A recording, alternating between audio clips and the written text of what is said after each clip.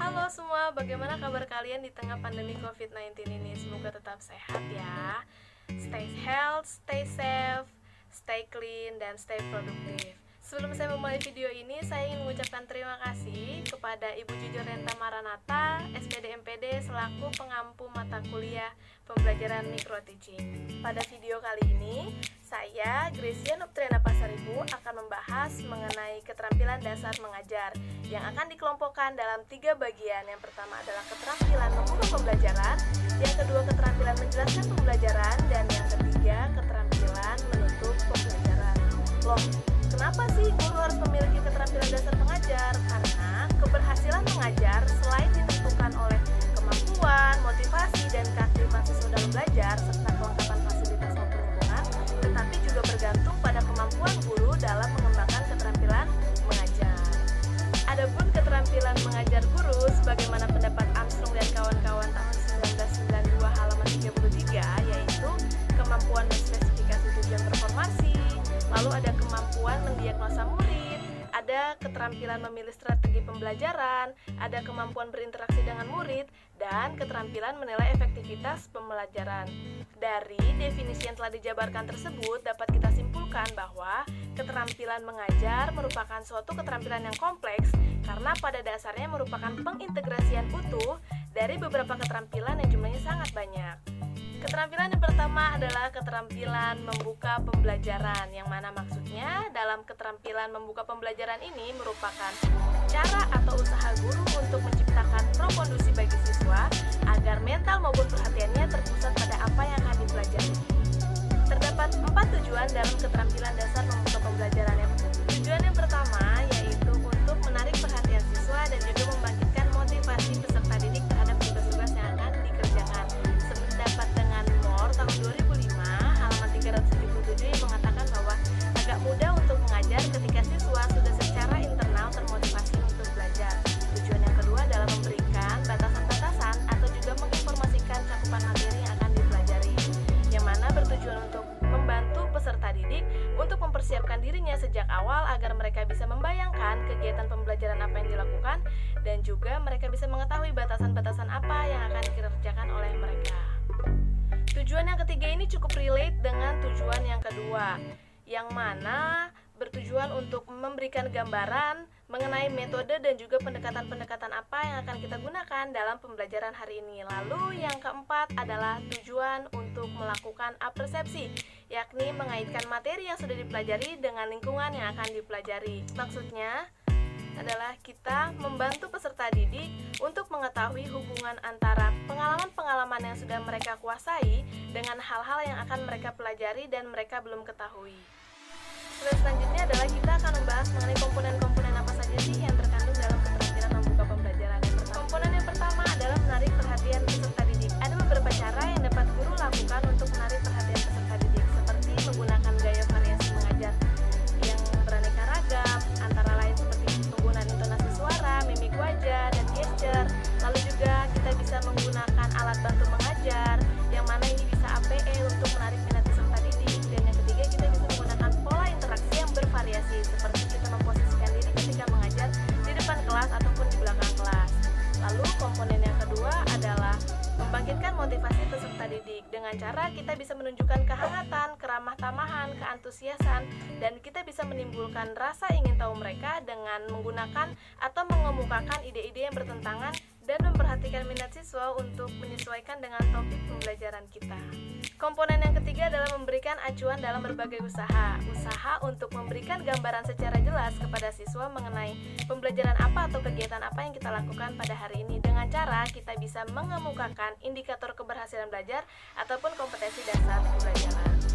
Komponen yang keempat adalah membuat kaitan, yang mana kita bisa mencari batu loncatan dari pengetahuan yang telah dimiliki siswa dengan cara kita bisa membandingkan atau mempertentangkan pengetahuan yang belum diketahui mereka dengan yang sudah mereka ketahui, sehingga kita bisa mengaitkan dan mengusahakan pembelajaran sekarang dengan pembelajaran yang lalu. Terdapat 4 prinsip penggunaan dalam keterampilan dasar membuka pembelajaran. Yang pertama adalah kebermaknaan, di mana KDM harus memberikan dampak positif terhadap pengembangan potensi siswa. Jika kita kembali kepada tujuan pembelajaran, yaitu untuk mengubah perilaku siswa meliputi pengetahuan, sikap, dan juga juga keterampilan mereka. Maka dari itu, KDM harus memberikan dampak positif terhadap pengembangan potensi siswa. Yang kedua, berurutan dan berkesinambungan, di mana KDM ini kita harus menyusun secara sistematis, mulai dari SOP pembuka, kegiatan inti maupun kegiatan penutup. Yang ketiga, luas dan fleksibel, di mana kita harus memiliki pola interaksi gaya mengajar yang bervariasi agar tidak membosankan dan menarik minat peserta didik. Dan yang keempat adalah antusias dan penuh kehangatan. Maka kita harus bersikap hangat, ramah, dan juga bersahabat, karena ini merupakan pendorong tingkah dan kesenangan dalam mengerjakan tugas-tugas yang akan diberikan. Yang menjadi catatan dalam keterampilan membuka ini adalah seringkali di lapangan guru terkadang lupa akan pentingnya menarik minat siswa agar siswa termotivasi untuk mengikuti pembelajaran dan penasaran pada materi apa yang akan diberikan oleh guru. Mereka seringkali berpikiran bahwa memberikan materi saja itu sudah cukup. Keterampilan yang kedua adalah keterampilan menjelaskan pembelajaran, yang mana keterampilan ini bertujuan untuk memberikan pengertian kepada orang lain. Tujuan dari keterampilan menjelaskan ini yang pertama, bisa membantu peserta didik untuk memahami konsep, fakta, atau juga prosedur, dan juga bisa membantu peserta didik untuk memecahkan permasalahan dalam kegiatan pembelajaran. Tujuan yang kedua adalah bisa melibatkan peserta didik untuk berpikir dan juga mengkomunikasikan ide-ide ataupun gagasan-gagasan mereka. Tujuan yang ketiga adalah untuk memperkuat struktur kognitif yang berhubungan dengan bahan pembelajaran. Dan tujuan yang keempat adalah mendapatkan feedback atau balikan dari peserta didik tentang penguasaan kompetensi yang harus mereka kuasai. Selanjutnya terdapat 8 prinsip penggunaan. Yang pertama adalah kebermaknaan bagi peserta didik, di mana setiap KDM harus memberikan kebermanfaatan untuk mengembangkan potensi siswa. Yang kedua adalah kesesuaian dengan karakteristik dan kemampuan pengajar, di mana ini bisa dipengaruhi oleh latar belakang budaya, ekonomi, agama, dan lain sebagainya. Pengalaman-pengalaman yang telah dimiliki sebelumnya oleh pengajar juga ini bisa berkaitan dan juga bisa mempengaruhi kemampuan mengajar seorang pendidik atau guru. Lalu yang ketiga adalah relevan dengan kebutuhan dan permasalahan yang dipelajari serta kompetensi yang harus dikuasai oleh peserta didik. Maka dari itu, ketika kita menjelaskan materi, kita harus sesuai dengan RPPH yang telah kita buat, di mana di dalam RPPH sudah terdapat KD dan KI yang harus dikuasai atau dicapai oleh peserta didik. Dan yang keempat adalah sesuai dengan pengalaman, perbendaharaan, dan kemampuan peserta didik, di mana ketika kita menjelaskan materi, kita harus melihat kembali latar belakang siswa seperti karakteristik mereka bagaimana, gaya belajar mereka bagaimana, pengetahuan atau pengalaman apa saja yang telah mereka kuasai, sehingga tujuan pembelajaran dapat tercapai. Yang kelima adalah memotivasi dan memusatkan perhatian peserta didik, yang mana dalam kegiatan menjelaskan pembelajaran atau materi pembelajaran, penting bagi kita untuk menarik kembali perhatian siswa agar mereka terfokus pada materi apa yang akan kita pelajari hari ini. Kita bisa mengajukan pertanyaan-pertanyaan ringan, kita juga bisa melakukan brainstorming dan lain sebagainya. Yang keenam, cara menjelaskan hendaknya dipisahkan dengan singkat, padat, dan jelas. Bahasanya tidak berbelit-belit agar mudah dipahami, serta akan lebih baik jika disertai dengan contoh-contoh konkret atau ilustrasi yang secukupnya agar peserta didik dapat mengerti dan juga bisa menarik perhatian mereka. Selanjutnya, membuat variasi dalam gaya mengajar, seperti penggunaan intonasi suara yang bervariasi dari keras, pelan, lembut, cepat, atau lambat. Kita juga perlu melakukan penekanan-penekanan yang seperlunya saja. Kita juga bisa menggunakan mimik wajah atau juga gesture tubuh yang lebih menarik. Yang kedelapan adalah sistematik, di mana kita bisa membuat struktur atau tata urutan sajian dalam bentuk skema, bagan, grafik, diagram, dan lain-lain agar penjelasan mudah diterima dengan jelas dan tidak menimbulkan salah konsep. Terdapat 4 komponen dalam keterampilan menjelaskan pembelajaran. Yang pertama adalah pembawa pesan. Guru sebagai komunikator berperan untuk membawa pesan dan juga menyampaikan pesan berupa materi kepada komunikan atau peserta didik. Komponen yang kedua adalah isi pesan, yang mana isi pesan di sini maksudnya adalah materi pembelajaran yang akan disampaikan guru kepada peserta didik. Komponen yang ketiga adalah media dan alat pembelajaran, di mana dalam kegiatan belajar mengajar penting bagi guru untuk menggunakan alat permainan edukatif atau media pembelajaran lainnya selain bertujuan untuk meningkatkan motivasi siswa, tetapi ini bisa menjadi sarana dan prasarana untuk memudahkan penyampaian informasi kepada peserta didik. Komponen yang keempat adalah penerima pesan, di mana peserta didik dijadikan sebagai subjek komunikan untuk menerima informasi atau pesan atau materi yang telah diberikan oleh guru. ketiga adalah keterampilan menutup pembelajaran, yang mana kegiatan ini merupakan kegiatan yang dilakukan oleh guru dalam mengakhiri kegiatan inti pembelajaran. Adapun tujuan-tujuan dalam keterampilan menutup pembelajaran ini akan dijelaskan sebagai berikut. Tujuan yang pertama adalah untuk mengetahui tingkat keberhasilan peserta didik dalam pencapaian kompetensi. Ini bisa kita lakukan dengan kegiatan recalling untuk mereview kembali pembelajaran apa yang telah kita lakukan pada hari ini. Lalu yang kedua adalah untuk mengetahui tingkat keberhasilan pengajar dalam melaksanakan kegiatan pembelajaran. Maksudnya di sini adalah ini bisa menjadi evaluasi bagi kita untuk melihat tantangan-tantangan atau hambatan-hambatan apa yang terjadi ketika kita melakukan kegiatan belajar mengajar pada hari ini, sehingga besoknya tidak akan terulang lagi. Dan yang ketiga adalah membuat rantai kompetensi antara kompetensi sekarang yang sedang dipelajari dengan kompetensi materi pada kegiatan yang akan datang.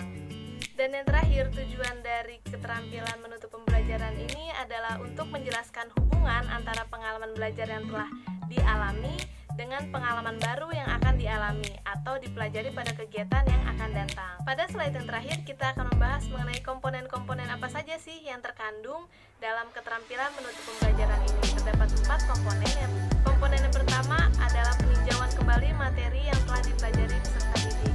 Maksud kegiatannya seperti recalling, di mana kita bisa mereview kembali hal-hal apa yang dianggap penting atau yang menjadi kunci bahan pembelajaran yang akan diberikan, serta apakah inti dari pembelajaran yang telah diajarkan, apakah siswa sudah sepenuhnya memahami atau belum. Nah, hal ini dilakukan setiap saat setelah selesai memberikan satu konsep ataupun pada akhir pembelajaran. Komponen yang kedua adalah melakukan penilaian. Di samping guru telah mereview, guru juga seharusnya melakukan evaluasi terhadap proses pembelajaran yang baru saja dilakukan. Nah, evaluasi ini bertujuan untuk mengetahui apakah siswa sudah sepenuhnya mendapatkan pemahaman yang utuh terhadap konsep yang telah dijelaskan oleh guru.